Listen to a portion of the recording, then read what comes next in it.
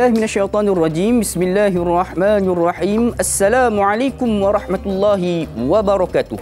Alhamdulillahirabbil alamin wassalatu wassalamu ala asyrafil anbiya'i wal mursalin wa ala alihi wa sahbihi ajma'in.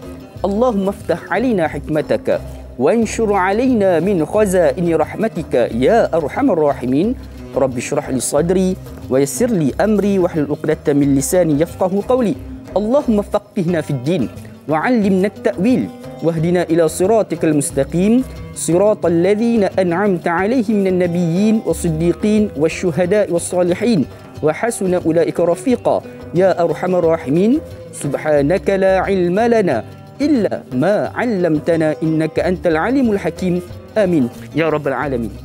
Apa khabar sidang penonton sekalian? Selamat pagi, sabahul khair, good morning diucapkan kepada sidang penonton setia rancangan soal jawab agama nombor 1 di Malaysia. Tak lain tak bukan, tanyalah Ustaz, biar tahu, jangan keliru. Alhamdulillah, pertama-tamanya sama-samalah kita panjatkan kesyukuran kepada Allah Subhanahu Wa Taala kerana dengan izinnya Allah Subhanahu Wa Taala masih lagi memberikan peluang untuk kita terus hidup di atas muka bumi ini. Tidak lain dan tidak bukan, satu saja tujuannya, untuk kita sama-sama merebut peluang untuk mendapatkan dan juga mencari rahmat dan juga kasih sayang Allah Subhanahu Wa Taala. Alhamdulillah, bertemu lagi kita di dalam edisi 2 Disember 2021 bersamaan 27 Rabiul Akhir 1443 Hijriah, hari Khamis. Mudah-mudahan perjalanan kehidupan kita pada hari ini dipermudahkan oleh Allah Subhanahu Wa Taala semudah-mudahnya. Amin ya rabbal alamin. Terima kasih kerana setiap pagi kita tidak pernah ketinggalan, anda tidak pernah ketinggalan dengan temu janji kita di dalam rancangan Tanyalah Ustaz. Mudah-mudahan setiap kali pertemuan kita pada setiap hari ini akan membawa 1001 rahmat dan juga memberikan kita kefahaman tentang agama. Sebab apa? Baginda sallallahu alaihi wasallam pernah bersabda, sesungguhnya sekiranya Allah nakkan kebaikan pada seseorang, maka Allah akan fahamkan dia dengan agama. Mudah-mudahan kita tergolong dalam golongan orang yang diberikan kefahaman tentang agama. Alhamdulillah.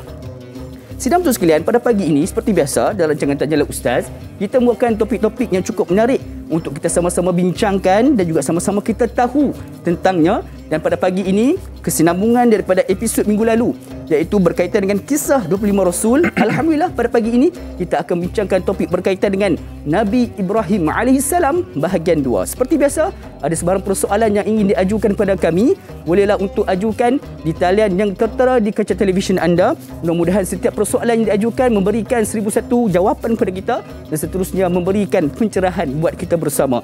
Dan sidang penonton sekalian, bagi menjawab persoalan-persoalan pada sidang penonton bersama dengan kita pada pagi ini, tidak salah untuk saya sebutkan sebagai salah seorang sebagai pakar sejarah tentang sejarah Islam ini, iaitu yang berbahagia Al-Fadhil Ustaz Muhammad Abdullah kita. Assalamualaikum Ustaz. Waalaikumsalam warahmatullahi wabarakatuh. Apa khabar Ustaz pagi ini? Alhamdulillah. Ceria, kita berbaju biru pagi ini. Alhamdulillah. InsyaAllah. Ceria selalu. Jadi sidang penonton sekalian, kalau kita lihat di dalam Al-Quran, Allah Subhanahu Wa Taala menyebut perkataan berkaitan dengan Nabi Ibrahim sebanyak 69 kali di dalam 24 surah yang berlainan. Maka tidak hairanlah mengapa Nabi Ibrahim ini terpilih di kalangan salah seorang daripada 5 orang Rasul Ulul Azmi. Sudah semestinya banyak kisah-kisah menarik yang kita akan pelajari pada pagi ini. Jadi sebagai pendahuluan, seperti biasa Ustaz, kita nak tahulah serba sedikit latar belakang tentang Nabi Ibrahim ni. Mungkin minggu lepas sudah pun diceritakan, tapi pada pagi ini kita nak sama-sama tazkirah sebagai satu peringatan buat kita bersama. Silakan Ustaz. Bismillahirrahmanirrahim. Assalamualaikum warahmatullahi wabarakatuh. Alhamdulillah wassalatu wassalamu ala Rasulillah wa ala alihi washabihi wa man tabi'ahu wa man nasara wa wala. Antara yang dirahmati Allah, Dai Luqman, seterusnya kepada penerbit, guru bertugas dan sidang penonton, ibu-ibu, akak-akak, ayah-ayah, sahabat abang yang saya sayangi dan saya doakan dengan kebaikan sekalian. Pertamanya syukur kepada Allah Subhanahu Wa Taala dengan limpahan kurniaan dan rahmatnya dapat sama-sama kita berada dalam perkongsian kita pada pagi ini, iaitu dalam Tanyalah Ustaz, dan kita kongsikan pada hari ini kisah Nabi Ibrahim alaihissalam.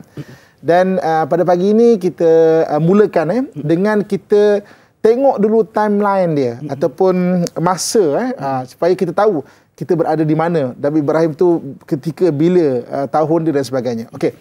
Nabi Ibrahim alaihissalam lahir dan membesar pada kurang lebih 1800 tahun sebelum Masihi. Jadi maknanya kita sekarang 2021, jadi kurang lebih 3,800 tahun atau hampir 4,000 tahun yang lepas. Ini zaman Nabi Ibrahim alaihissalam. Okey. Pada macam minggu lepas kita dah kongsikan bagaimana Nabi Ibrahim AS membesar di Iraq, kan? Iaitu di satu tempat bernama Ur, kan? Jadi di dalam kerajaan Babylon ketika itu, kan? Dan ketika itu satu orang raja bernama Namrud, kan? Sangat menyekutukan Allah Subhanahu Wa Taala dan menyembah patung-patung. Okey. Jadi Nabi Ibrahim AS tak boleh terima benda itu. Okey. Ini 1800 tahun sebelum Masihi. Jadi maknanya dia berfikir sampai satu hari dia kata, kalaulah andai kata Tuhan tidak memberi hidayah kepada dia, maka jadilah dia di kalangan orang-orang yang rugi dan sesat. Sampai akhirnya Allah Subhanahu Wa Taala bagi hidayah pada dia. Pendekkan cerita, kita recap balik pada minggu lepas punya cerita. Maka Nabi Ibrahim AS ambil keputusan untuk meninggalkan Babylon ataupun Ur. Maka ke mana dia pergi? Dia pergi ke arah ke bumi yang barakah, iaitu di kawasan Baitul Maqdis. Dengan siapa dia pergi? Dia pergi dengan anak saudaranya, iaitu Nabi Lut AS, dan juga isterinya Sayyidatina Sarah. Maknanya pergi ke arah maknanya Baitul Maqdis, bumi yang diberkati. Kemudian Allah Subhanahu Wa Taala mengutuskan anak saudaranya, iaitu Nabi Lut AS, untuk berdakwah di dua kota besar, iaitu kota Sodom dan kota Gemurah. Kota Sodom dan kota Gemurah, dua kota yang besar. Okey. Jadi kota Sodom dan kota Gemurah ni ada kaum di situ, Sodom dan juga Gemurah. Nabi Ibrahim AS dia duduk dan maknanya tinggal di satu tempat bernama Al-Khalil. Al-Khalil dalam bahasa moden sekarang dipanggil Hebron. Hebron kurang lebih dalam 50 ke 60 km daripada Jerusalem, daripada Baitul Maqdis. Jadi maknanya Nabi Ibrahim AS duduk di mana Hebron, dan anak saudaranya diutuskan kepada kaum, iaitu kaum Sodom dan kaum Gemurah. Pendekkan cerita, kedua-dua kaum ini engkar dan mungkar kepada Allah Subhanahu Wa Taala. Maka Allah Subhanahu Wa Taala menghapuskan kedua-dua kaum ini, iaitu diterbalikkan bumi. Maknanya habis kaum Nabi Lut AS. Okey. Kemudian Nabi Ibrahim duduk berada di Al-Khalil, ataupun sekarang dalam bahasa moden, dalam peta sekarang dipanggil Hebron. Hebron tu bahasa Hebrew. Jadi kalau dalam bahasa Arab dipanggil Al-Khalil. Sebab gelaran sempena dengan gelaran Nabi Ibrahim AS. Gelaran Nabi Ibrahim kan Khalilullah. Itu orang yang rapat dengan Allah Subhanahu Wa Taala. Al-Khalil ni makna kawan. Dalam hadis Nabi SAW pernah menyebut perkataan Al-Khalil. Al-mar'u seseorang itu akan bersama atau terpengaruh ala dini khalilihi, dengan agama kawan dia ataupun orang yang rapat dengan dia. Maknanya Al-Khalil maksudnya orang yang rapat. Jadi gelaran Nabi Ibrahim AS adalah Al-Khalil, iaitu orang yang rapat dengan Allah Subhanahu Wa Taala, sebab dia mendapat wahyu bimbingan dari Allah Subhanahu Wa Taala yang ketika itu Nabi sebelum itu jauh, iaitu Nabi Nuh AS. Nabi Nuh AS ni kurang lebih beza dengan Nabi Ibrahim 4,000 tahun sebelum itu. Jadi maknanya dia kemudiannya adalah orang yang memang panduan agak ketika itu tidak ada Nabi yang dekat dengan dia. Maka kemudian Allah SWT kurniakan wahyu kepada dia. Sebab itu dia panggil Al-Khalil. Khalil maknanya orang yang rapat dengan Allah Subhanahu Wa Taala. Okey. Keadaan di Khalil tidak berapa bagus. Okey, kerana apa? Ketika itu Khalil ni macam kampung, jauh sangat. Sebab ada kerajaan Babylon di Iraq dan ada kerajaan Mesir. Kerajaan Mesir yang berada di Mesir lah. Maknanya Fir'aun ketika itu. Tapi bukan Fir'aun zaman Nabi Musa AS. Sebab Fir'aun zaman Nabi Musa, tarikhnya 1,300 tahun sebelum Masihi. 500 tahun sebelum Nabi Ibrahim AS. Jadi maknanya Fir'aun ni istilah gelaran raja-raja bagi kerajaan Mesir. Itu istilah Fir'aun, maknanya raja-raja bagi kerajaan Mesir. Jadi ketika itu, maknanya Mesir sudah ada kerajaan. Hebron ni macam kampung sangatlah. Oleh kerana kehidupan tidak berapa bagus di Hebron, maka Nabi Ibrahim AS mengambil keputusan. Apa keputusan diambil? Marilah sama-sama kita tinggalkan dulu Hebron, mana kampung kita sekarang ni, dengan Siti Sarah, kita pergi ke Mesir. Maka Nabi Ibrahim AS daripada Hebron turun pergi ke Mesir. Sampai di satu tempat bernama Bilshiba. Bilshiba tu bahasa Hebrew. Bahasa Arabnya Bi'rus Sabi'. Bi'ru tu makna telaga Sabi' 7, telaga 7. Oh, telaga 7. Bi'ru Sabi' ataupun bahasa Hebrew dia Beersheba. Kalau kita tengok peta sekarang ada Beersheba. Okey, di Beersheba itulah ketika itu Nabi Ibrahim AS, kisah Nabi Ibrahim melalui satu kota iaitu Beersheba itu, dia bertemu dengan satu orang raja. Dan raja ini perangai dia ada pelik sikit. Dia suka dengan bini orang. Dia kalau bini orang dia thrill, macam dia akan rampas, dia akan ambil. Mana thrill tu kan. Kalau dara dia tak nak kan. Orang ni macam-macam perangai kaum Gemuruh lain macam. Perangai kaum Sodom lain macam. Perangai raja ni kat Beersheba ni macam tu pula. Orang ni perangai macam-macam. Kalau sekarang ni kita sekarang ni kan banyak sebut pasal mental health kan. Maknanya awareness atau kesedaran tentang kesihatan mental kan. Kalau dalam DSM-5, maknanya rujukan kepada psikiatris, antaranya ada lebih 1,800 penyakit mental ni kan. Rupanya penyakit mental macam ni ada sejak dulu lagi. Allah. Dia suka jadi bini orang. Kan? Ada bini orang tak ada setril sikit. Jadi benda tu berlaku di Beersheba. Okey. Jadi Beersheba ni ada dua peristiwa penting yang berlaku. Yang pertama sekali, mula-mula Nabi Ibrahim AS nak pergi ke Mesir melalui Beersheba, kan? Kemudian yang keduanya ketika dia dah hidup di Mesir, dah ada maknanya senanglah oleh kerana Mesir itu terlalu bandar yang begitu hiruk pikuk dengan berbagai-bagai, akhirnya dia mengambil keputusan, okey jom kita balik ke Al-Khalil, ke Hebron Maka ketika dia balik ke Hebron, dia duduk sekejap di Beersheba ni. Ketika tu raja yang pelik sikit ni dah meninggal. Jadi ketika di Beersheba ni, maka Nabi Ibrahim mendapat beberapa perintah dari Allah Subhanahu Wa Taala dan menjamin bahawa keluarga Nabi Ibrahim adalah keluarga yang diberkati. Kan, keluarga Ibrahim adalah keluarga yang diberkati, akan menjadi maknanya ada kebaikan-kebaikan yang ada pada keluarga Nabi Ibrahim. Dan ketika itu Nabi Ibrahim AS duduk di Beersheba sebelum dia maknanya baginda Nabi Ibrahim pulang balik ke Hebron. Okey. Jom kita tengok klip video pertama kita. Keadaan di Beersheba ataupun Bi'rus Sabi', maknanya telaga 7 kalau dalam bahasa Arab dia. InsyaAllah.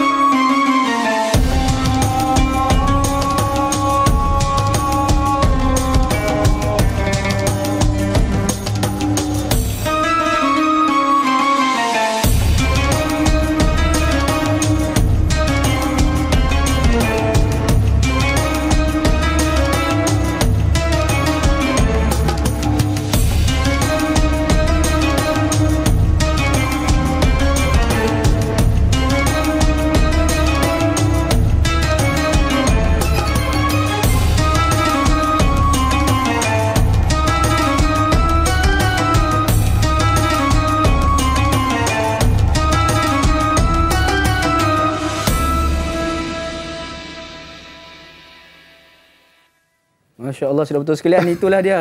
Bila mana berada dengan Ustaz ni, dia ada banyak pengalaman ke tempat-tempat sebegitu. Maka kita pun dapat berkongsi sama kita. Alhamdulillah. Jadi Ustaz, apa yang menariknya? Tentang perigi 7 tu memang ada perigi 7 perigi. 7 perigi. Sebab itu dalam bahasa Arab dipanggil Bi'rus Sabi' tempat tu. Dalam bahasa Hebrew, kemudian sekarang ni oleh kerana Palestin tu sekarang berada di tanah maknanya bawah Israel, maknanya Palestin sekarang dijajah Israel. Jadi sebab itu penggunaan bahasa Hebrew digunakan dalam peta. So kalau hari ini kalau kita tengok peta Palestin tu, kita akan jumpa Beersheba tu. Beersheba tu mana Bi'rus Sabi', makna telaga 7. Kita pun ada telaga 7 kat Langkawi. Dekat Langkawi pun kita ada telaga 7. Masya Allah. Jadi sidang betul sekalian, lepas ni kalau ke Langkawi boleh sebut Beersheba lah. Beersheba. Okey, Beersheba di Langkawi. Jadi itulah sedikit perkongsian sebagai mukadimah awal kita pada pagi ini berkaitan dengan perjalanan daripada mana rentetan perjalanan daripada Nabi Ibrahim daripada asal daripada Iraq boleh sampai ke Mesir dan juga seterusnya di perigi 7 tersebut, insya-Allah. Jadi sahabat sekalian, banyak lagi kita akan bincangkan dan kita akan mengajukan soalan-soalan kepada sahabat-sahabat kita. Namun sebelum tu, kita nak berhenti berjeda sebentar. Jangan ke mana-mana, teruskan kekal bersama kami. Tanyalah Ustaz, biar tahu jangan keliru. Kembali sebentar saja lagi, insya-Allah.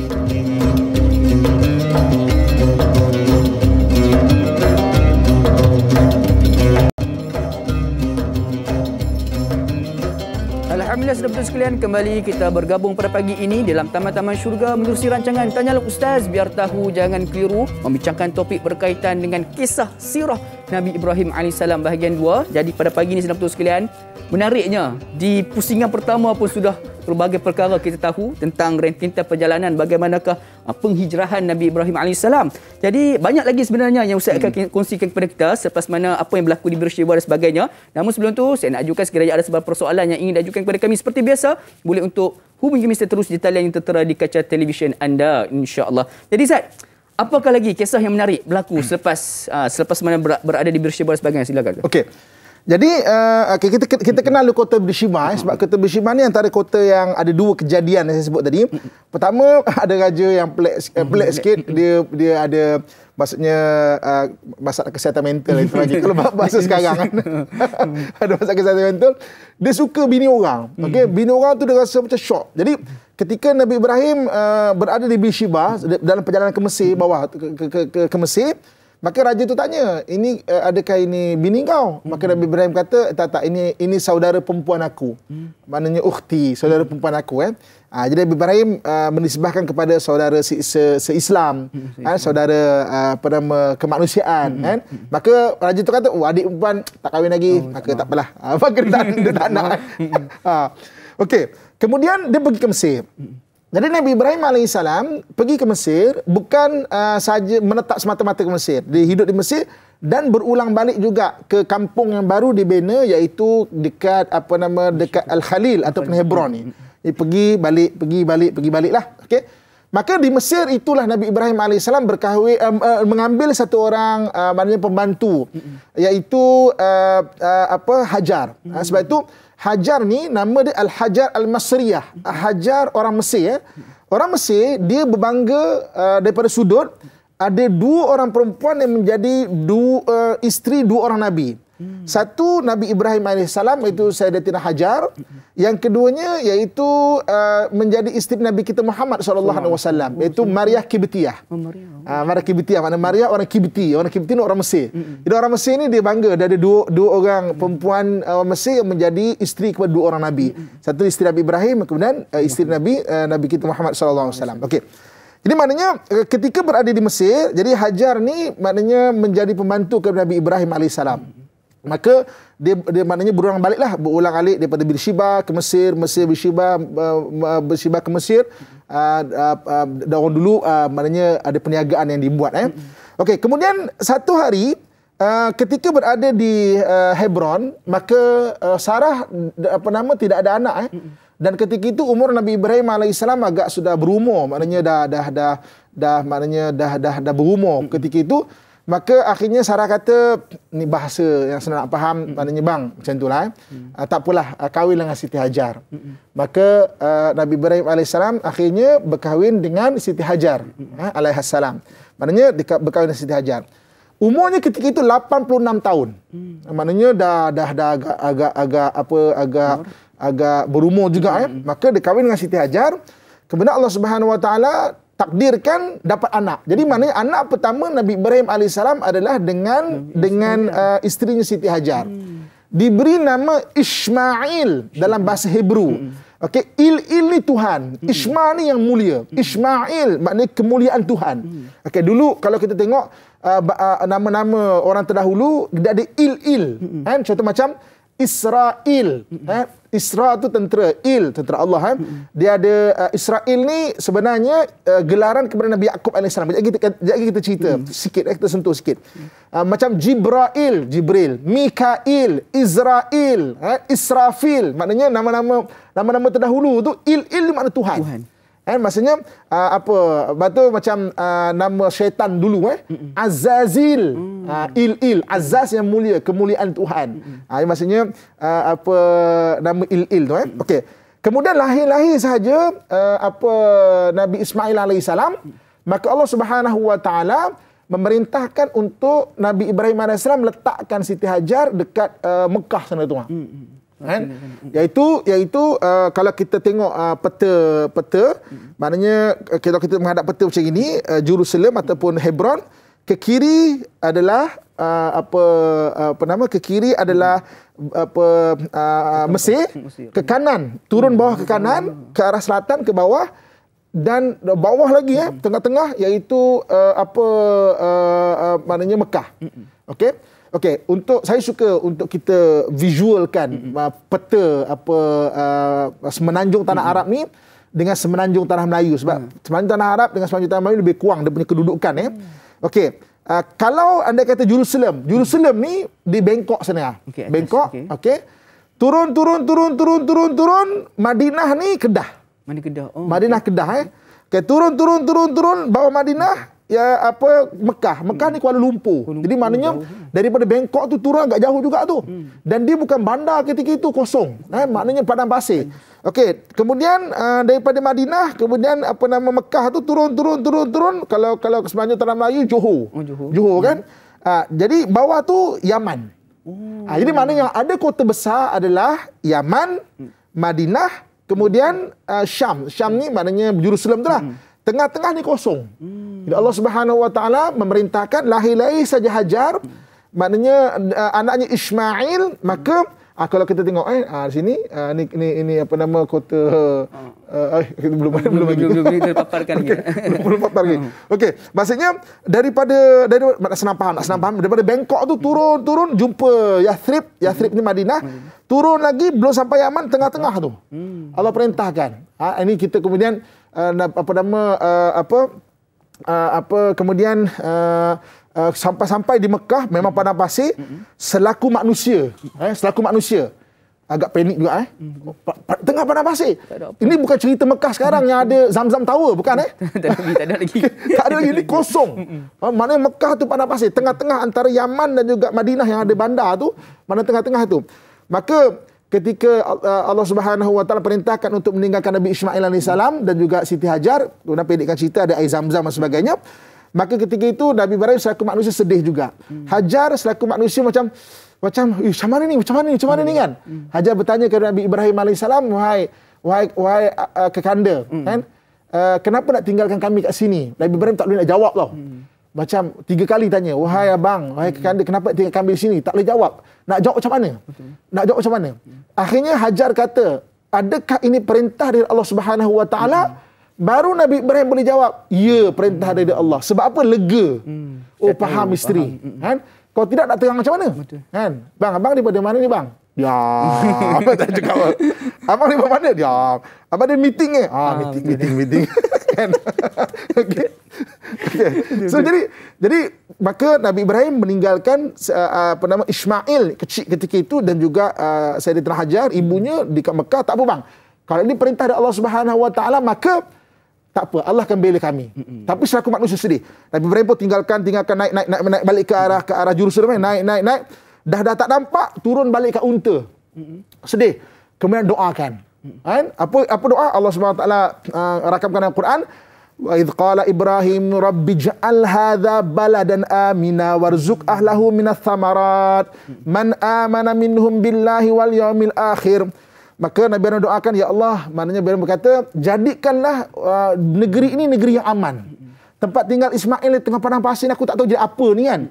Jadikanlah tempat yang aman, warzuq ahlahu minats thamar, rezekikan pada mereka ini dengan buah-buahan. Maka Allah Subhanahu wa taala ambil maknanya keberkatan yang ada di sekitar Baitul Maqdis. Baitul Maqdis itu memang allazi barakna haulahu, yang kami berkati sekelilingnya, diletakkan sebahagian dekat dengan kawasan Mekah. Sebab itu di kawasan Mekah ada satu kawasan dipanggil tempat mula-mula Nabi berdakwah, Nabi kena baling tu. Baling dengan batu. Dengan batu tu kan? Dekat apa? Taif. Dekat Taif. Kalau kita tengok Taif, sebiji macam Jerusalem. Padahal keliling padang pasir. Sebab apa? Doa daripada Nabi Ibrahim AS. Dan bagi tanah dekat Jerusalem sana, dijadikan biar orang dekat sekitar Jerusalem atau Baitul Maqdis merasa tanah seperti mana Mekah, kan? Dijadikan itu sekitar Jericho. Lepas tu kalau kita tengok Jericho sebiji tanah, cuaca, keadaan macam kat Mekah. Dan juga dekat Taif itu sebiji macam Jerusalem. Buah-buah banyak. Sampai kalau kita pergi Mekah, kita pergi gunung batu. Gunung batu padahal. Dan banyak lagi gunung batu yang agak tinggi juga. Tapi kenapa situ memang buah-buahnya banyak? Sebab warzuq ahlahu minats thamarat, rezekikan bagi penduduknya dengan buah-buahan. Allah jadikan bumi macam mana Siti Sarah kan duduk dekat sekitar Baitul Maqdis, Jerusalem boy subur. Dia punya buah dia masya-Allah kan. Tamar dia besar-besar, buah dia orange dia kan. Masya-Allah, maknanya apple apa semua memang subur. Tanah tu tanah diberkati. Ya Allah Subhanahu Wa Taala jadikan juga sekitar Mekah itu ada kawasan yang macam Jerusalem, itu bahagian Taif. Lepas tu Taif tu dia macam buah-buah dia banyak. Jadi berkat Nabi Ibrahim doa. Okey. Kemudian Nabi Ibrahim pun balik kepada Baitul Maqdis atau sekitar Hebron. Dan Nabi Ibrahim sering berulang. Kemudian Allah perintahkan untuk bangunkan balik Kaabah. Kan? Jadi Kaabah dibangunkan balik, maknanya sebagai tempat ibadah, kiblat untuk orang buat haji. Okey. Kiblat untuk sembahyang ketika itu Baitul Maqdis. Baitul Maqdis, kiblat untuk sembahyang Baitul Maqdis. Kiblat untuk haji adalah di Baitullah. Kan? Sampai akhirnya Allah SWT gabungkan di zaman Nabi kita Muhammad SAW, kiblat untuk solat juga berada di dekat di Kaabah juga. Jadi maknanya Kaabah kiblat untuk sembahyang dan juga untuk haji. Jadi kiblat pertama adalah maknanya Baitul Maqdis. Sebab itu orang Yahudi atau orang Israel masih lagi mereka kalau sembahyang mereka menghadap Jerusalem. Bagi mereka itu masih kiblat lagi. Mana-mana dunia kalau sinagog ni macam masjid dia akan menghala menuju kepada Jerusalem atau Baitul Maqdis. Insya-Allah. Jadi Ustaz, wallahu akbar. Jadi sidang betul sekalian, pada pagi ini kita pada saat ini hanya kita mengetahui tentang rentetan perjalanan baru. Kita tidak tahu lagi kisah-kisah di sebaliknya tu. Jadi alhamdulillah baru kita tahu rupanya kenapa Taif tu boleh subur dengan buah-buahan di atas keberkatan doa Nabi Ibrahim AS. Masya-Allah. Jadi sidang betul sekalian, banyak lagi yang kita nak bincangkan, yang kita nak tahu tentang Nabi Ibrahim dan juga kisah-kisah sebaliknya. Namun kita berhenti berehat sebentar. Jangan ke mana-mana, teruskan bersama kami. Tanya Ustaz biar tahu. Jangan keliru berehat sebentar, insya-Allah.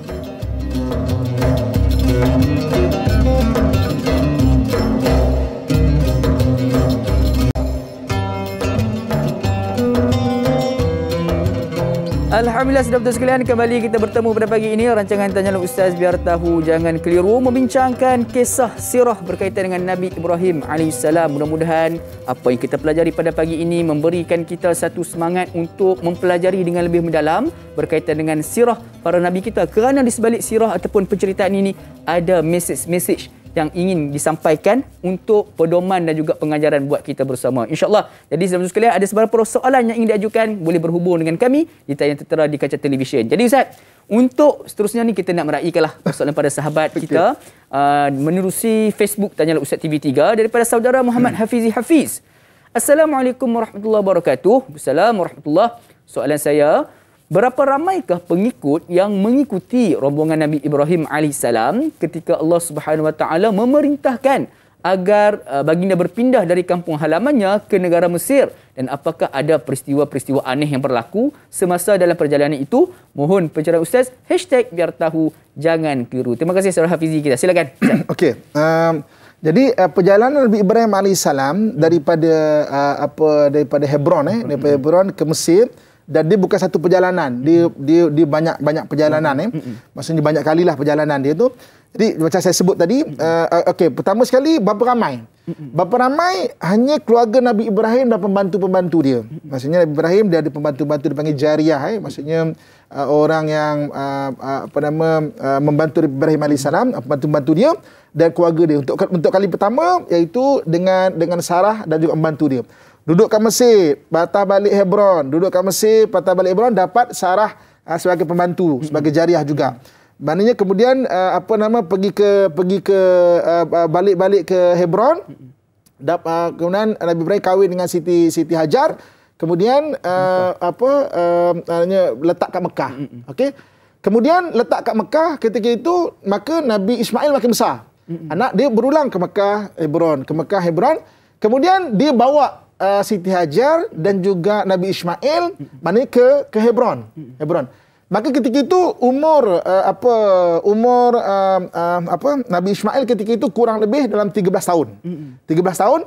Maka ketika itu tengok anak besar. Jadi Siti Sarah macam terasa macam sedih jugalah. Sedih juga. Maksudnya macam sedihlah macam dia tak ada anak, dia tak ada zuriat. Allah Subhanahu Wa Taala Maha mengetahui dan Maha pengasih. Kan? Maka ketika itu Allah Subhanahu Wa Taala mengutuskan malaikat. Umur Nabi Ibrahim waktu tu dah 90 lebih. Sarah pun lebih kurang tu. Kita kahwin kan lebih kurang sebaya je kan. Maknanya lebih kurang 80 lebih. Maka ketika itu 80 lebih ikut akal kan. Memang takkan boleh beranak lah. Ini ikut kebiasaan Tapi ikut ilmu Allah Subhanahu Wa Taala, innama amru idza arada syai'an ayyakuna lahu kun fayakun. Allah kalau nak satu benda jadi maka jadilah. Maka ketika Nabi Ismail AS maknanya berada di Hebron, dia rasa macam sedih. Maka Allah Subhanahu Wa Taala utuskan malaikat. Malaikat tu adalah malaikat yang akan menghancurkan kota Gemurah dan Sodom. Jadi waktu mula-mula Ibrahim datang, maknanya bukan dihancurkan ketika itu. Maknanya berpuluh tahun selepas itu. Maka sebelum pergi ke kota Gemurah dan kota Sodom, malaikat singgah dulu. Maknanya berjumpa Nabi Ibrahim AS. Maka dia kata Ibrahim buah-buah Nabi Ibrahim AS. Sayyidina Sarah ketika itu berada di maknanya belakang tabir lah. Kan? Maka dia kata aku bawa berita gembira dan bawa berita sedih lah. Ataupun berita kemurkaan Tuhan. Okey, apa kemurkaan dia? Okey. Allah SWT memerintahkan untuk menghapuskan kota Gemurah dan kota Sodom. Sebab orang dia juga ada disorder juga, ada mental disorder juga. Iaitu dia suka kahwin sama jenis, homoseksual. Dulu kalau kita bahas tentang mental illness ataupun kesihatan mental, DSM-5 DSM-3 orang yang LGBT ni termasuk dalam mental illness. Tapi oleh kerana sebab penyusun DSM tu semuanya bukan orang Islam, jadi DSM-5 dia bukan mental illness, dia dikeluarkan. Jadi maknanya human right pula sekarang. Jadi human right pula.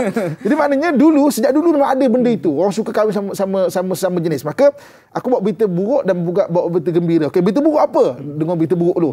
Okey, kota Gemurah dan kota Sodom akan dihapuskan. Bergetar maknanya hati Nabi Ibrahim sebab kemurukan Allah Subhanahu Wa Taala.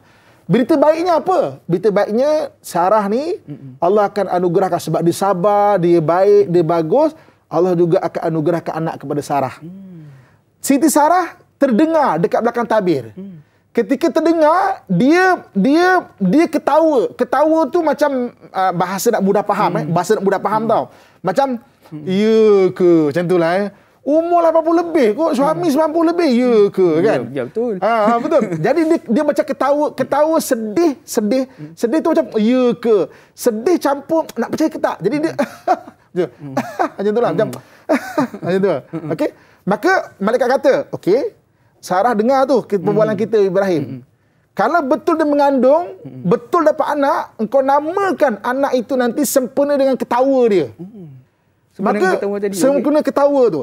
Maka tak lama selepas itu betul mengandung Siti Sarah, lahir anak lelaki. Sebab itulah anak lelaki itu dinamakan dengan nama Ishaq. Ishaq tu daripada Ahak tu. Yang gelak tadi. Hanya Siti Sarah tadi. Sebab itu kenapa nama dia bukan nama orang-orang terdahulu. Kan Ismail. Maknanya Israel, Mikail. Kan? Nama dia Il kan. Nabi Yaakob tu sendiri gelaran adalah Israel. Bani Israel tu maknanya anak Nabi Yaakob. Kenapa tiba-tiba Ishaq? Sempena dengan sebutan macam tadi tu. Betul mengandung. Maka mengandung, lahir anak lelaki, diberi nama Ishaq daripada tadi tu.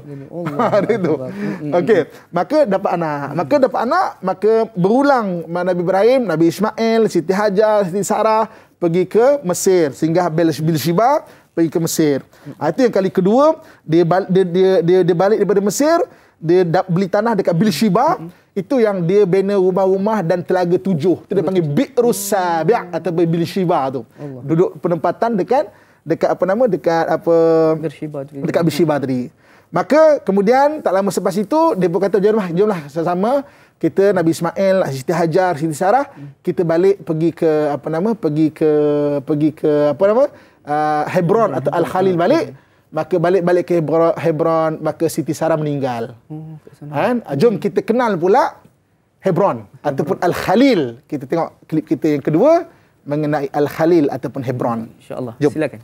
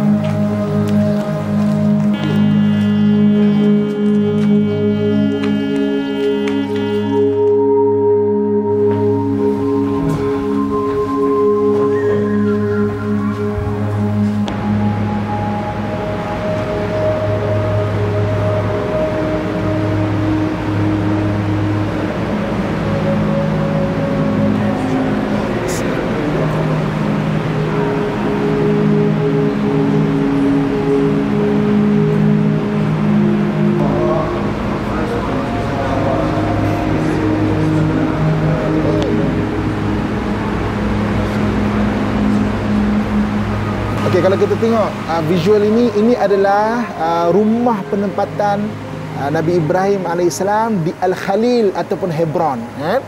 Okey, dekat sini dia ada makam Nabi Ibrahim AS dan Siti Sarah. Ini adalah makam Nabi Ibrahim AS, okey, yang berada di Al-Khalil ataupun Hebron. Mengikut ulama Islam, ada dua orang Nabi yang makamnya tak ada khilaf. Okey, Nabi Nuh ada khilaf makam ada kat sini.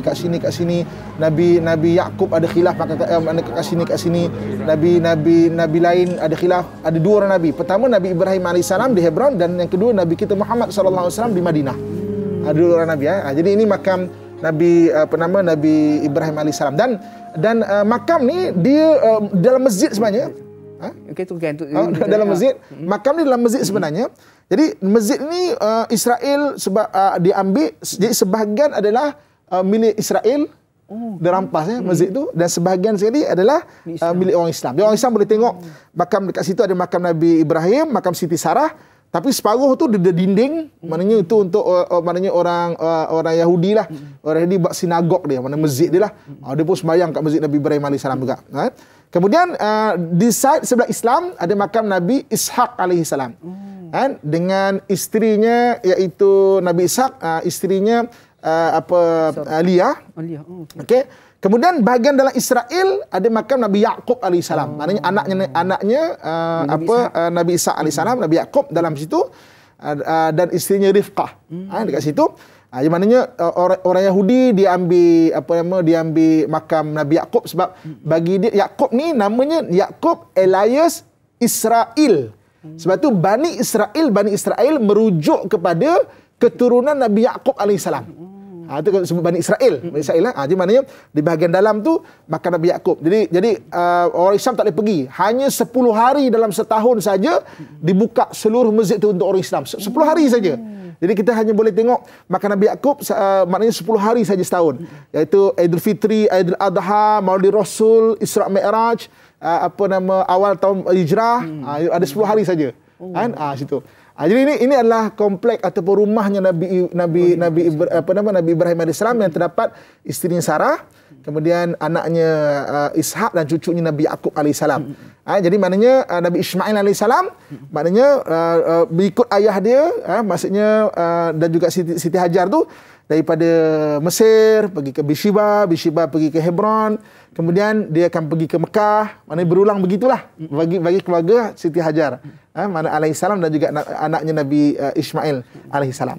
Jadi maknanya itu perjalanan dia. Jadi maknanya Nabi Ibrahim bukan tinggal kemudian buat tak tahu tak. Maknanya dah besar pun ada jumpa mak dia, mak tiri dia ni kan. Maksudnya Baiklah, hubungan tu tak ada. Betul kalau sebut macam mana kaedah dia mendidik keluarga dia, satu kaedah yang Quran ajar ataupun diwahyu kat Allah Subhanahu Wa Taala. Dan apabila kita sebut mengenai wala takul lahuma uffin, jangan kamu kata pada mak ayah tu. 5 jenis mak ayah. Mak ayah kandung, mak ayah tiri, mak ayah susuan, mak ayah mertua dan mak ayah angkat yang jaga kita daripada kecil. Ini 5 jenis mak ayah. Semuanya ada doa mustajab, ada keredaan Allah jika kita maknanya mentaati dia. Bezanya satu je. Hanya mak ayah kandung mewarisi harta pusaka, itu je beza dia. Yang lain sama. Jadi maknanya itu kompleks rumah Nabi Ibrahim AS dan juga isterinya Hajar dan anak dia daripada jaluran Siti Sarah. Allahu Akbar. Jadi saudara-saudara sekalian, itulah dikatakan oleh pepatah Melayu, jauh perjalanan, luas pengalaman. Jadi depan ni kalau ada peluang nak pergi dengan ustaz tu, insya-Allah kita sama-sama rebut peluang tersebut. Jadi saudara sekalian, banyak lagi yang kita akan bincangkan berkaitan dengan Nabi Ibrahim. Yang sebelum tu kita berhenti berehat seketika. Jangan ke mana-mana, teruskan kekal bersama kami rancangan Tanya Ustaz, biar tahu jangan keliru. Kembali sebentar sahaja lagi, insya-Allah.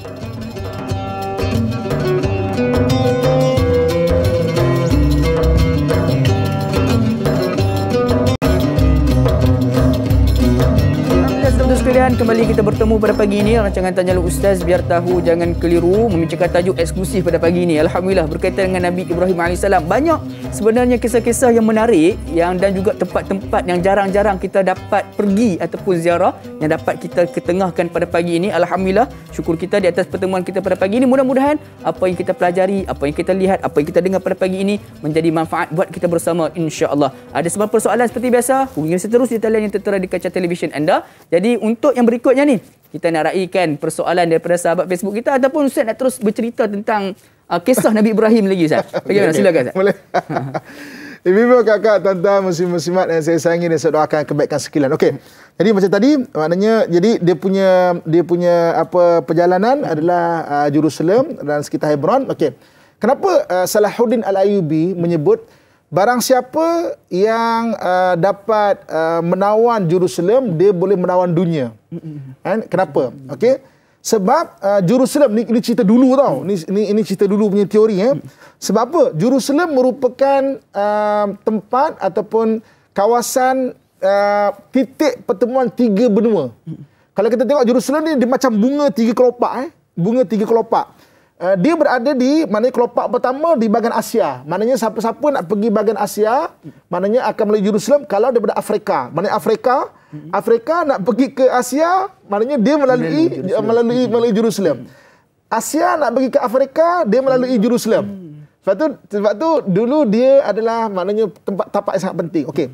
Kemudian kelopak yang ketiga adalah benua Eropah. Okey, jadi sebelum wujudnya maknanya terusan Sinai pun maksudnya Mesir juga masih melalui sekitar Jerusalem. Jadi orang daripada Eropah kalau nak pergi bahagian Asia dia akan pusing jauh, mana pusing. Benua. Jadi maknanya paling mudah adalah dia melalui Jerusalem untuk pergi Asia. Jadi dia adalah satu tempat macam bunga 3 kelopak. Sebab tu Salahuddin Al-Ayyubi dia menyatakan barang siapa yang boleh tawan Jerusalem, dia boleh tawan dunia. Ini konteks dulu sebelum ada kapal terbang. Sekarang tak perlu naik kapal terbangnya. Tapi satu hari nanti kalau kapal terbang tak ada, maknanya itu dia akan patah baliklah. Maknanya kota 3 benua tu. Maksudnya untuk menghubungkan 3 benua. Okey. Jadi maknanya Nabi Ibrahim AS daripada Jerusalem, maknanya tengah, dia turun ke bawah. Satu benua Afrika iaitu Mesir. Satu lagi ke bawah bahagian semenanjung tanah Arab iaitu Mekah. Itu perjalanan dia. Maka sampai satu ketika dia baginda Ibrahim AS selepas Nabi Ishak lahir, maka Nabi Ishak AS Nabi Ismail, Nabi Ishak sama-sama dengan mak dia berdua, maknanya daripada Mesir pergi ke Beersheba, pergi ke Hebron. Maka ketika itu dengan takdir Allah Subhanahu Wa Taala meninggallah Siti Sarah. Maka sedih sangat Nabi Ibrahim alaihissalam. Maka Nabi Ibrahim alaihissalam maknanya membeli satu gua, dedikasi untuk isterinya Sayyidatina Sarah. Gua ni dipanggil sebagai Ghar Asy-Syarif. Ghar Asy-Syarif kalau kita pergi ke Hebron, dekat sekitar Masjid Nabi Ibrahim ataupun rumah dia ada dipanggil Ghar Asy-Syarif. Diberi daripada orang tempatan bangsa Kan'an. Bangsa Kan'an sekarang ni bangsa Arab Palestin lah. Bangsa Kan'an daripada Afran bin Sakhr. Afran bin Sakhr dia beli gua tu memang sangat cantik. Kedudukan dia atas bukit, memang terjaga daripada apa macam binatang ke apa ke orang ke apa semua, memang kedudukan sangat strategik dan daripada Ghar Asy-Syarif tak jauh daripada rumah Nabi Ibrahim, dan akhirnya Nabi Ibrahim AS mana juga dikebumikan di situ setelah baginda meninggal. Jom kita tengok klip mengenai Ghar Asy-Syarif. Mari. Ayo.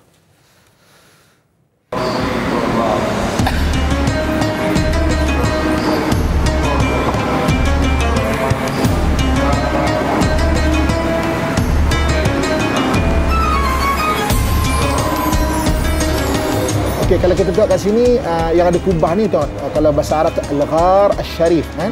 Jadi maknanya gua tu di bawah, yang ada tempat macam bunga tu, itu orang boleh tengok gua kat bawah tu. Di bawah tu. Ya, di bawah itulah letaknya maknanya tempat bersemadinya Siti Sarah alaihissalam ketika itu. Jadi maknanya kalau kita ziarah Masjid Nabi Ibrahim alaihissalam, kita ziarah kat sini, situ itu lubang kecil, orang boleh tengok, orang boleh teropong bawah tu kan. Mengenai Ghar Asy-Syarif ataupun gua yang mulia, gua yang mulia yang berada di Hebron.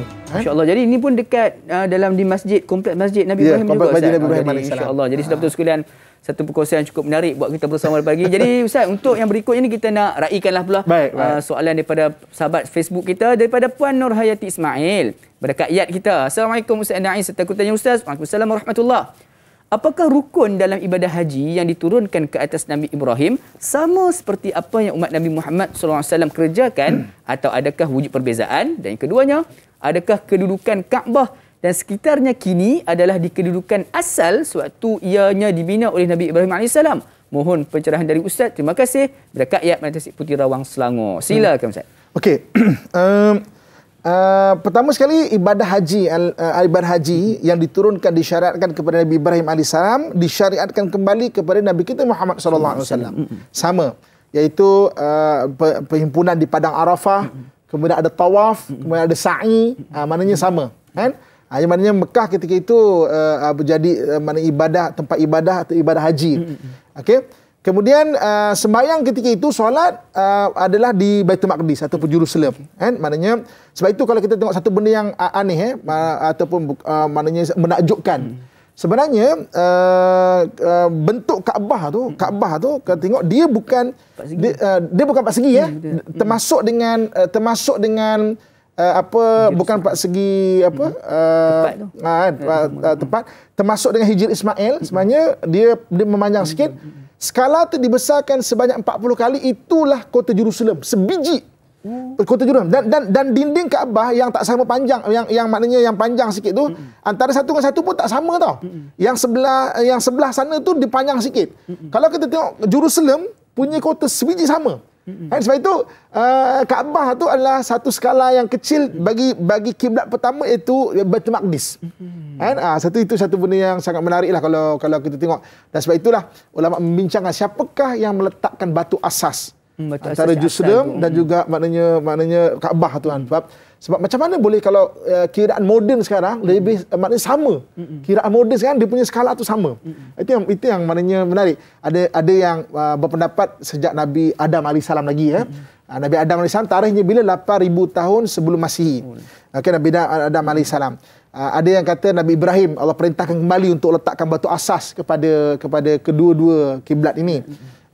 Jadi kemudian kalau kita tengok dalam Al-Quran, untuk Kaabah dibangunkan bangunan itu dengan Nabi Ismail alaihissalam, sebagai tempat ibadah ketika itu untuk haji, untuk tawaf, bukan lagi untuk semayang.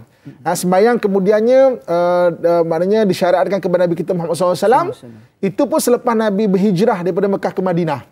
Fawalli wajhaka syatral Masjidil Haram. Dulu semayang menghadap ke Baitul Maqdis. Kemudian ketika turun ayat ini, waktu itu Nabi dah berhijrah ke Madinah. Nabi semayang waktu tu solat asar. Jadi Nabi semayang, sahabat semua kat belakang ni. naik rakaat ketiga. Allahu Akbar. Fawalli wajhaka syatral masjidil haram. Nabi terus berpaling. Pusing ke arah 180 darjah. Mana melangkah ke depan. Para sahabat semua, apa hal? Para sahabat pun ikutlah. Maka dah salam. Assalamualaikum warahmatullahi wabarakatuh. Mereka semua tanya, wahai Rasulullah, kenapa tiba-tiba kita berpaling ke arah yang lain kan? Maka Nabi kata, hari ini Allah Subhanahu Wa Taala telah menyatukan, iaitu ibadah solat juga menghadap ke Baitullah. Fawalli wajhaka syatral masjidil haram. Adalah ke arah Baitullah. Sebab itu Baitul Maqdis sebagai kiblat pertama. Tapi bagi orang Yahudi, dia masih lagi menganggap Baitul Maqdis itu kiblat pertama dia. Sebab itu kalau kita yang dia menghantuk-hantuk kepala tu kan. Ada hantuk kat dinding tu kan. Sebenarnya dia bukan hantuk-hantuk kepala, dia tu sembahyang menghadap ke arah Baitul Maqdis. Tembok tu sebenarnya tembok ke Baitul Maqdis. Tembok bahagian barat Baitul Maqdis. Ini dia hantuk-hantuk semua kan. Sebenarnya dia sembahyang menghadap tu, dan sinagog mana-mana pun kat dunia, kat London ke kat US kat mana pun semua adalah mengarah ke arah Baitul Maqdis. Bagi dia itu masih kiblat lagi. Bagi orang Islam, Baitul Maqdis kiblat pertama kita, ulal kiblatain, maknanya kiblat yang pertama, tapi Allah Subhanahu Wa Taala telah pindahkan peranan solat ke arah Kaabah juga. Sebab tu Kaabah memegang dua peranan, ibadah haji pun dia, kemudian untuk solat pun dia. Jadi maknanya itu maknanya apa yang berlakulah antara Baitul Maqdis dan juga Baitullah. Allahu Akbar. Jadi sudah betul sekalian, mudah-mudahan kita semua direzekikan agar dapat untuk bersolat di ketiga-tiga masjid yang mulia ni, yang suci ini, iaitu Masjidil Haram, Masjid Nabawi dan juga Masjidil Aqsa. Amin ya rabbal alamin. Jadi Ustaz, kita nak balik ke persoalan berikutnya daripada sahabat kita Ibu Rahimah Saud. Assalamualaikum Ustaz Amin yang dihormati dan Luqman dan kru-kru tanya Ustaz. Assalamualaikum warahmatullahi. Ustaz, kegigihan Nabi Ibrahim dan Nabi Ismail mendirikan Kaabah atas perintah Allah jua. Dari mana kedua beranak ini mendapat bahan binaan Kaabah? Soalan kedua, seruan haji oleh Nabi Ibrahim dijawab dengan suara talbiyah. Dari siapa suara itu, Ustaz? Terima kasih Ustaz Andai. Sama-sama #biar tahu. Jangan dua soalan yang menarik. Untuk sama-sama kita dapatkan jawapannya, Ustaz. Silakan. Daripada mana dapat batu tu? Batu tu adalah di sekitar lembah Bakkah. Bakkah ni, Mekah ni berasal daripada Bakkah. Bakkah tu daripada Bakar, itu tangisan. Maknanya kota tu bermaksud kota tangisan. Bermula dengan tangisan Nabi Ismail AS, Allah rezekikan dengan air Zam-Zam. Kemudian orang ke sana semua hati jadi lembut je menangis. Bakkah tu daripada Bakar, iaitu tangisan. Okey, jadi maknanya soalan pertama iaitu kegigihan bangun Kaabah adalah perintah daripada Allah Subhanahu Wa Taala. Okey. Dulu teknologi tak ada.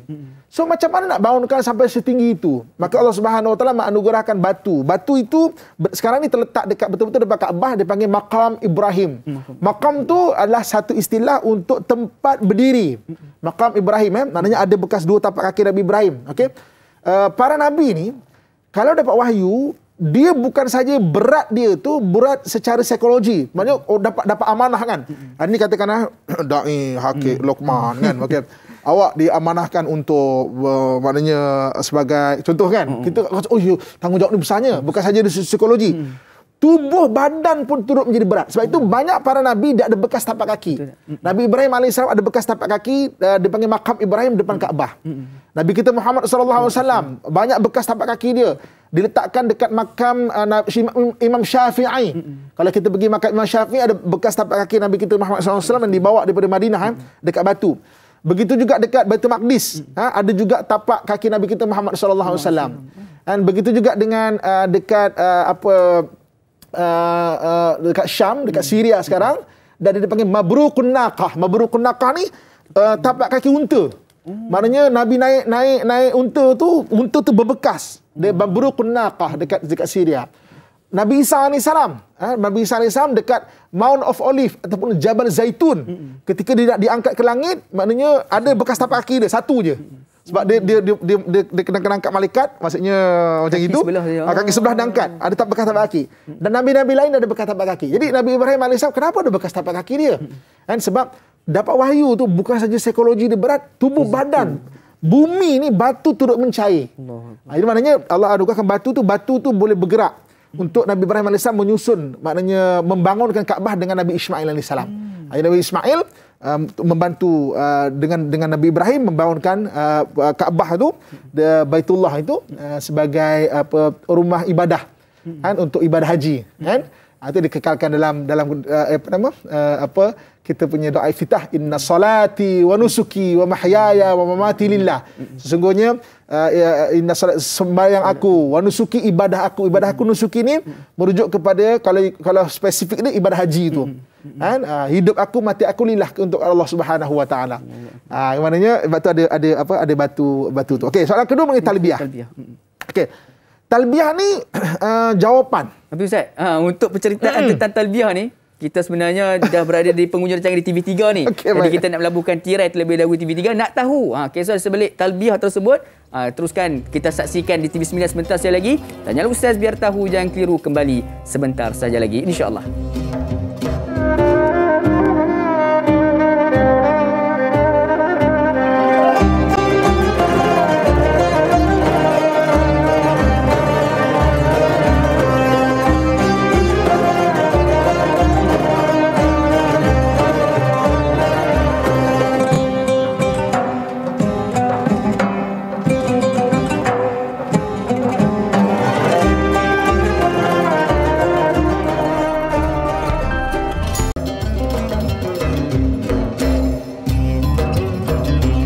Alhamdulillah, saudara sekalian, kembali kita bersama dalam rancangan Tanyalah Ustaz biar tahu, jangan keliru, membincangkan topik berkaitan dengan satu kisah yang cukup hebat tentang sosok tubuh yang sungguh hebat dan juga menarik, iaitu Nabi Ibrahim AS. Menerusi pengajian sirah kita pada pagi ini, alhamdulillah banyak yang kita dapat tentang kisah-kisah yang jarang-jarang kita dengar, dan kita beruntung pada pagi ini bersama dengan panel kita Al-Fadhil yang berbahagia, Ustaz Muhammad Abdullah kita. Dan saudara sekalian, sahabat-sahabat serumpun kita yang pada saat ini sedang menyaksikan menerusi live Facebook kita. Kita tak naklah kisah Nabi Ibrahim ini hanya sekadar kita saja mendengar. Jadi ayo sama-sama laksanakan tugas mudah kita untuk kita berkongsi apa ilmu yang kita dapat pada pagi ini dengan menekan butang kongsi. Ayo kita sebar luaskan ilmu yang kita dapat pada pagi ini tentang kisah Nabi Ibrahim kepada seberapa ramai yang boleh. InsyaAllah mudah-mudahan memberi manfaat buat kita semua. Amin ya rabbal alamin. Jadi sebelum kita berhenti berehat sebentar tadi Ustaz, kita ada dua persoalan pada Ibu Rahimah Sa'ud kita. Ada soalan kedua tu berkaitan dengan asal usul lafaz talbiyah ni Ustaz. Okey. Silakan. Okey, ada 5 perkataan yang diberikan kepada nabi-nabi terdahulu disyariatkan kembali kepada Nabi kita Muhammad sallallahu alaihi wasallam. Maknanya ada beberapa perkataan, tapi 5 perkataan Nabi SAW dapat. Dan 5 perkataan ini Nabi dapat, orang Yahudi cukup macam cemburu sangat mengikut hadis yang diriwayatkan oleh Abu Dawud. Apakah 5 perkataan itu? Yang pertama, amin dalam doa. Amin bukan asal perkataan bahasa Arab. Walaupun kebetulan dalam bahasa Arab ada perkataan amin, tapi amin adalah, nak senang faham, bahasa dia adalah macam pembuka kepada doa. Amin. Sebab itu orang Yahudi baca doa pun sebut amin. Orang Nasrani pun baca doa sebut amin. Dia adalah memang perkataan terdahulu dah. Jadi disyariatkan kembali kepada Nabi kita Muhammad SAW perkataan amin. Orang Yahudi cukup macam geram. Macam mana dia dapat juga perkataan amin? Amin pada doa. Yang kedua, salam.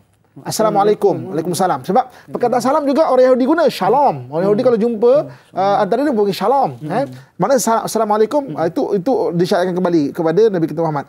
Yang ketiganya iaitu azan dan iqamat. Azan dan iqamat disyariatkan kepada Nabi kita Muhammad SAW. Dan orang Yahudi cukup macam tak suka betul.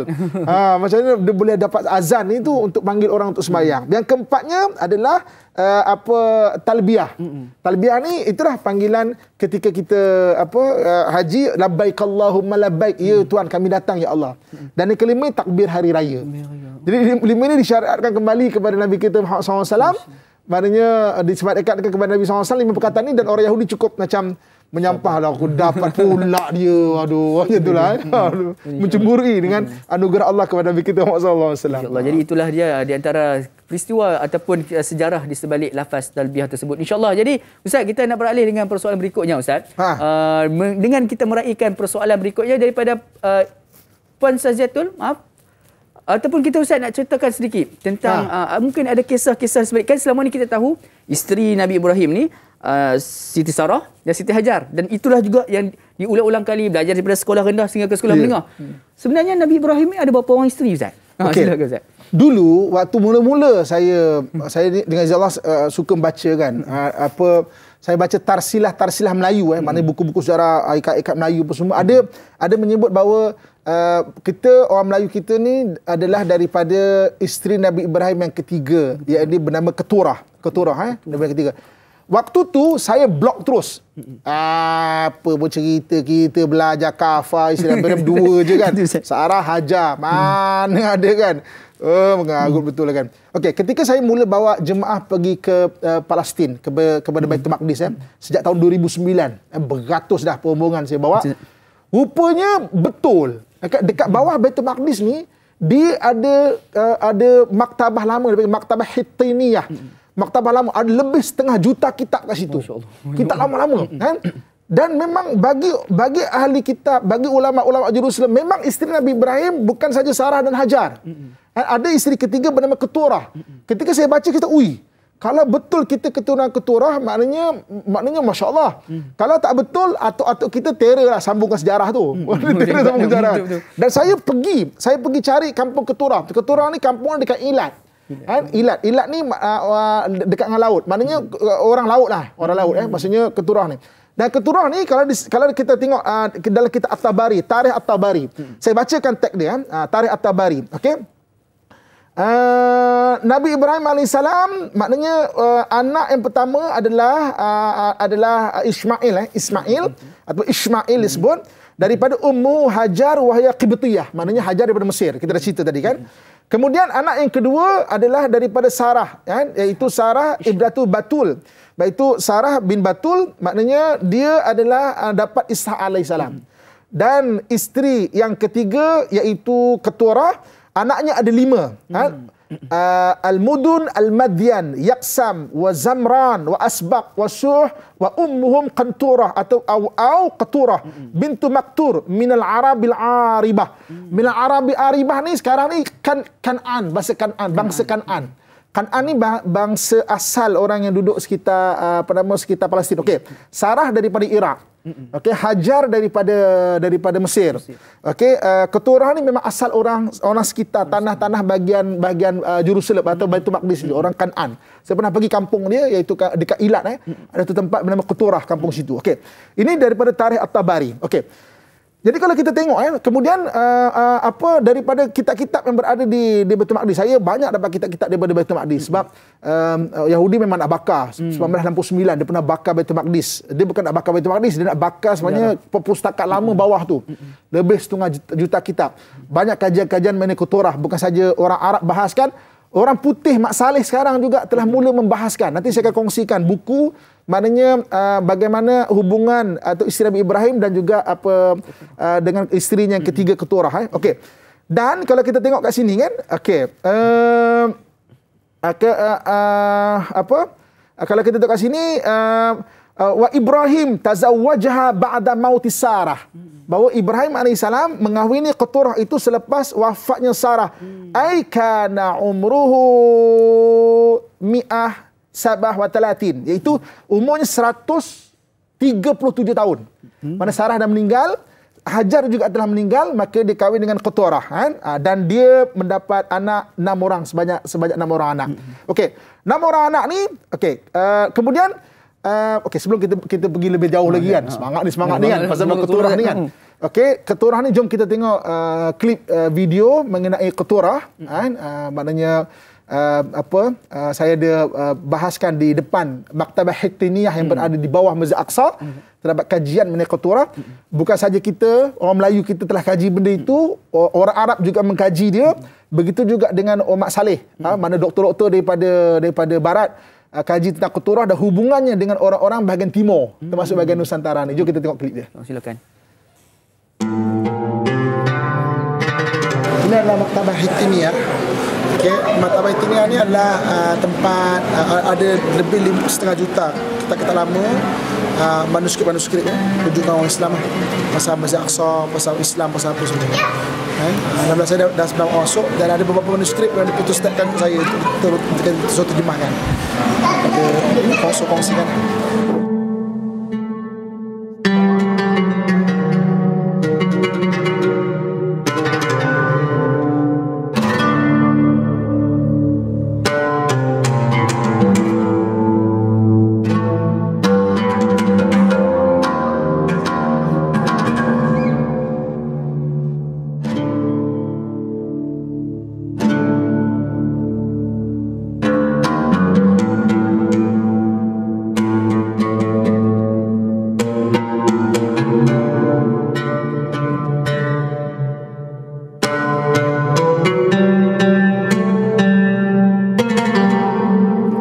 Okey.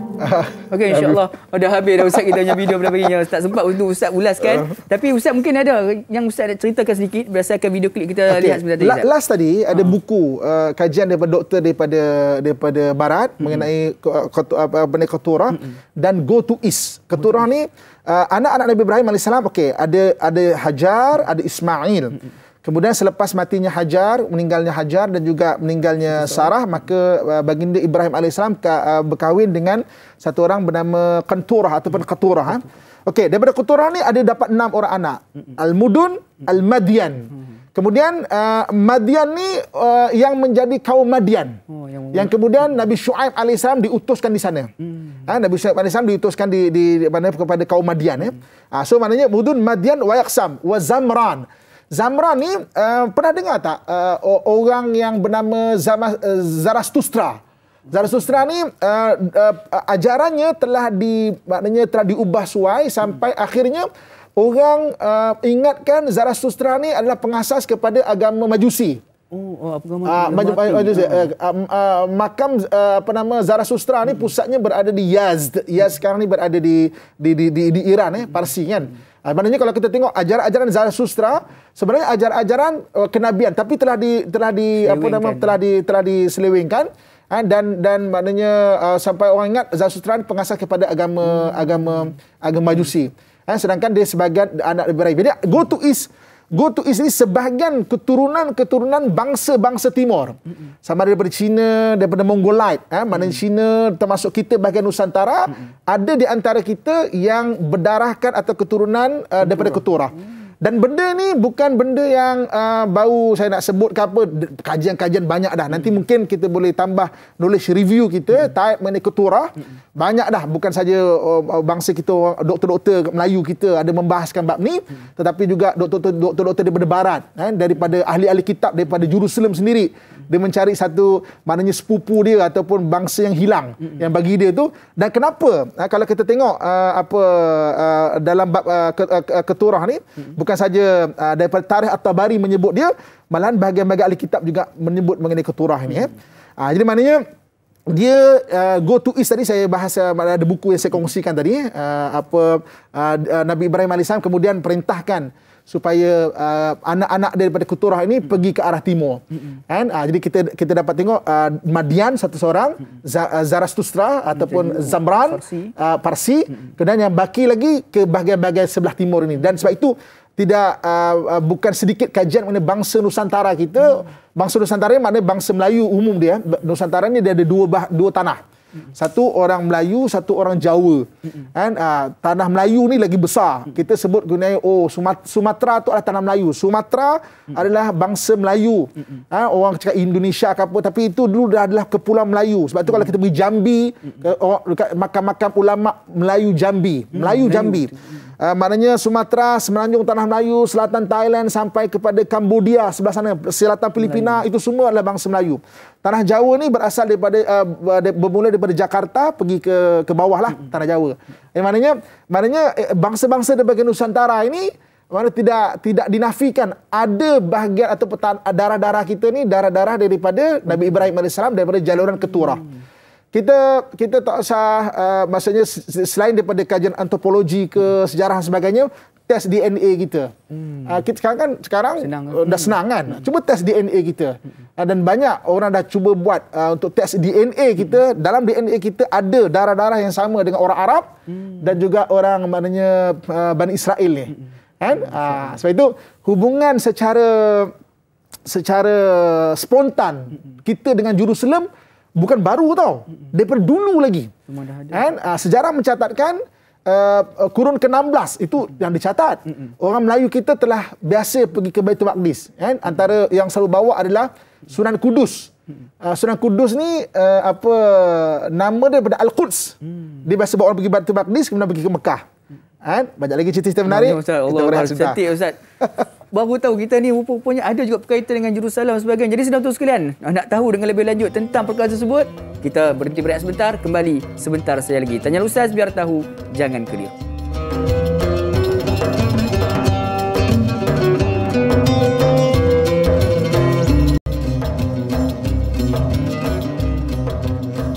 Alhamdulillah saudara menonton sekalian, kembali kita bersama pada pagi ini dalam rancangan Tanyalah Ustaz, biar tahu, jangan keliru, sama-sama kita mempelajari dan juga mendalami tentang kisah salah satu susuk tubuh yang banyak disebut dalam Quran sebanyak 69 kali, iaitu Nabi Ibrahim AS. Mudah-mudahan apa yang kita pelajari pada pagi ini membuatkan kita sama-sama sebagai satu iktibar dan juga semangat untuk kita bersama-sama terus mempelajari tentang sejarah-sejarah terutamanya berkaitan dengan sejarah Islam ini, insya-Allah. Jadi jom kita nak teruskan lagi. Tadi Ustaz ada nak menceritakan lagi berkaitan dengan konturah ni. Jadi Ustaz silakan. Okey, wa'ada Ibrahim fa akhadha zaujatan ismuha Qaturah atau Qanturah.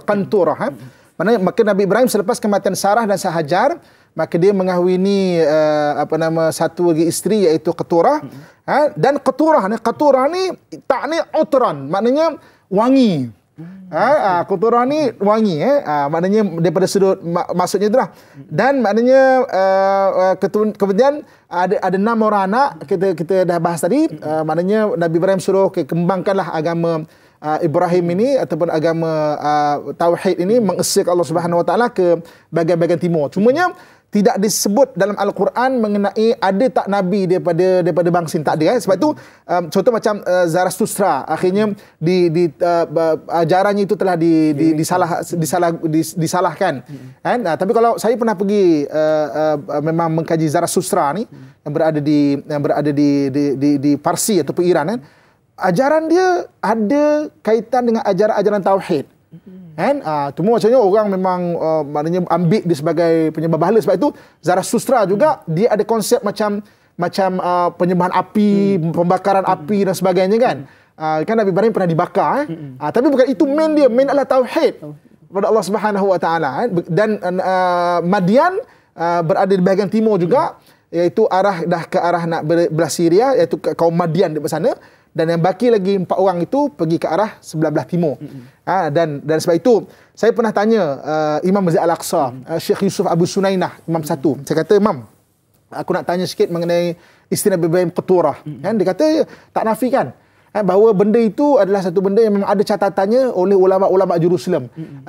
Imam At-Tabari juga ada menyebut mengenai isterinya yang bernama Qaturah ataupun Qanturah ini, yang 6 orang anak. Begitu juga dengan kajian-kajian ataupun ahli-ahli kitab. Rupanya bukan saja kitab-kitab terdahulu yang lama-lama juga menyebut tentang isteri Nabi Ibrahim yang ketiga iaitu Qanturah. Saya kata, Imam, saya nak tanya satu benda. Bagaimana orang-orang di Jerusalem mempunyai satu kekuatan? Kekuatan untuk berhadapan dengan orang Israel. Orang Israel ini sebenarnya sepupu juga dengan orang Arab. Dia kan anak kepada Nabi Ishaq alaihissalam. Ismail lahir bangsa Arab. Kemudian Ishaq lahir Bani Israel. Okey. Qanturah lahir bangsa-bangsa bahagian timur, sebahagian daripada bangsa-bangsa sebahagian timur. Apa kekuatan kau? Maka dia kata, amalkan selawat Ibrahimiyah yang semua orang hafal selawat itu, kerana dia diletakkan bacaan itu dekat tayat akhir. Dan dia kata, kalau engkau bahagian-bahagian sebelah timur, amalkan juga selawat Ibrahimiyah. Sebab selawat Ibrahimiyah tu, Allahumma shalli ala sayyidina Muhammad wa ala ali Muhammad. Ya Allah, selawatlah, berikan keselamatan kepada Muhammad dan juga ahli keluarga Muhammad. Kama sallaita ala Ibrahim, seperti mana engkau selawat kepada Ibrahim, wa ala ali Ibrahim, dan ahli keturunan Ibrahim. Siapa ahli keturunan Ibrahim? Daripada Ishaq, daripada Ismail, bangsa Arab, dan daripada Qaturah. Okey. Wa ala Ibrahim wa barik ala Muhammad, dan berkati keluarga Muhammad, Muhammad wa ali Muhammad, dan ahli keluarga Muhammad keturunan Ismail, kama barakta ala Ibrahim wa ala ali Ibrahim, seperti mana engkau berkatkan Ibrahim dan ahli keluarga Ibrahim. Ahli keluarga Ibrahim maksudnya apa? Daripada Ismail, daripada Sarah, Ishaq, dan juga 6 orang daripada keturunan Qaturah ini. Dia kata, amalkan selawat Ibrahimiyah, dia akan beri kekuatan pada kau. Jadi hari ini apabila saya bicara mengenai dengan Imam satu Masjid Al-Aqsa, Syekh Yusuf Abu Sunainah, saya sampaikan kepada kita semua, mungkin hari ini kita lemah semangat, kita tak ada kekuatan dalam menghadapi kehidupan kita. Jangan putus asa. Allah sebut, wala tayasu mir rauhillah. Jangan kamu berputus asa daripada rahmat Allah Subhanahu Wa Taala. Cuma kekuatan datang daripada mana? Daripada selawat. Selawat, banyak selawat.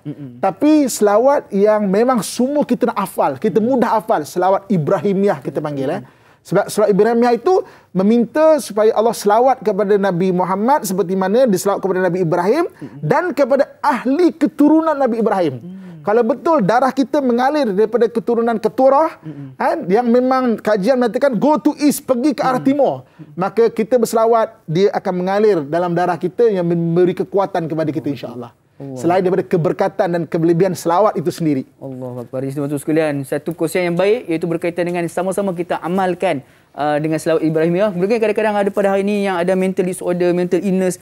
Kita nak cari kekuatan tu. Betul. Jadi ayo sama-sama pada pagi ini kita amalkan selawat Ibrahimiyah. Jangan kita hanya amalkan dalam tahiyat saja, tapi amalkan dalam bila mana kita merasakan kesusahan dan kesukaran insya-Allah. Jadi terima kasih Ustaz di atas kongsian tersebut. Kita nak raih persoalan berikutnya pada sahabat Facebook kita daripada saudari Syahira Lia Muhammad. Assalamualaikum Waalaikumsalam warahmatullahi. Soalan saya, pada usia berapakah Nabi Ibrahim AS wafat dan di manakah baginda dikebumikan? Dan soalan kedua, Nabi Ibrahim AS adalah salah seorang Nabi yang doanya paling banyak diabadikan dalam Al-Quran. Antaranya doa agar diberi hikmah, tergolong dalam orang-orang soleh serta namanya dikenang di dunia maupun di akhirat. Bolehkah Ustaz kongsikan doa-doa tersebut? Terima kasih Ustaz. Silakan Ustaz. Okey, Nabi Ibrahim meninggal sekitar umurnya 150 tahun. Sekitar 50 tahun. Ada yang kata lebih daripada itu, ada yang kata 180. Mana itu khilaf para ulama sirah. Di mana dikebumikan, ulama Islam kita menyebut ada 2 makam para nabi yang tak ada khilaf.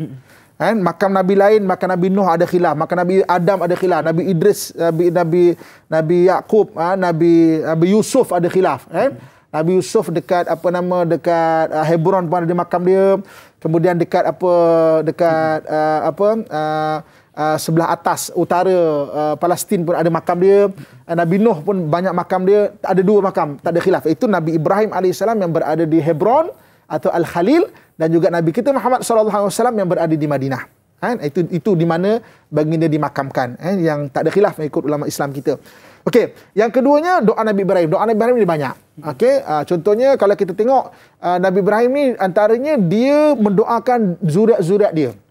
Rabbij'alni muqimas salah wa min zurriyati. Ya Allah, jadikanlah aku ni orang yang mendirikan sembahyang dan juga zuriat-zuriat aku. Sebab tu ahli mufassirin, ulama tafsir menyatakan bahawa kita kena selalu doakan zuriat kita. Dan jangan berputus asa dalam mendoakan zuriat-zuriat kita. Sebab walaupun Nabi Ibrahim dipanggil sebagai Abul Anbiya, maknanya ayah kepada para nabi, sebab banyaknya keturunan Nabi Ibrahim yang jadi para nabi, tapi ada juga keturunan Nabi Ibrahim yang ingkar dan mungkar kepada Allah Subhanahu wa taala.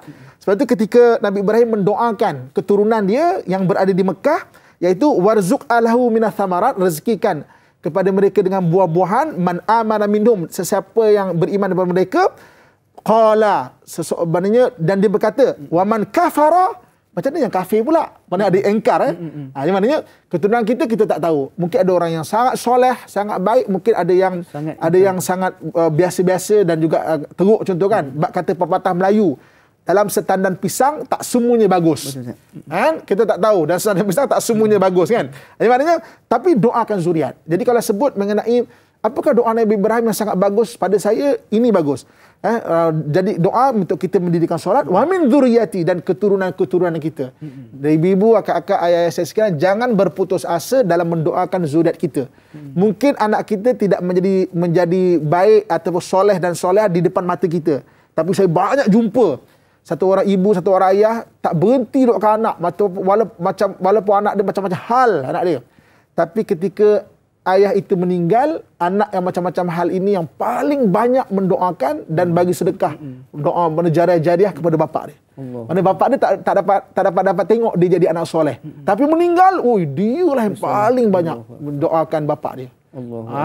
Jadi mana jangan putus asa dan berdoa. InsyaAllah satu doa yang boleh untuk kita amalkan. Rabbi ja'alni muqimas salati wa min zuriyati. InsyaAllah sama-sama kita amalkan agar zuriat dan juga keturunan kita juga diberikan kebaikan dan juga mendirikan solat. Jadi Ustaz, kita sebenarnya sudah pun berada di penghujung rancangan berbagi. Banyak lagi sebenarnya. Dan saya lihat di Facebook pun ramai yang minta bahagian ketiga. Tapi insyaAllah mudah-mudahan kita kena bincang di sebaliknya. Jadi Ustaz, di akhir ini sedikit kesimpulan ringkas berkaitan dengan apa yang kita pelajari pada hari ini berkaitan dengan Nabi Ibrahim, dan boleh Ustaz tutup dengan bacaan doa, mudah-mudahan Allah perkenankan segala permintaan kita. Silakan Ustaz. Saya fokus kepada keluarga Nabi Ibrahim, iaitu Siti Sarah alaihissalam, Siti Hajar alaihissalam, dan Siti Kentorah atau Ketorah alaihissalam, isteri Nabi Ibrahim alaihissalam, dan juga keturunan-keturunan dia, yang mana Nabi kita semua tahu, sejarah semua menulis bahawa keturunan daripada Siti Hajar lahirlah bangsa Arab.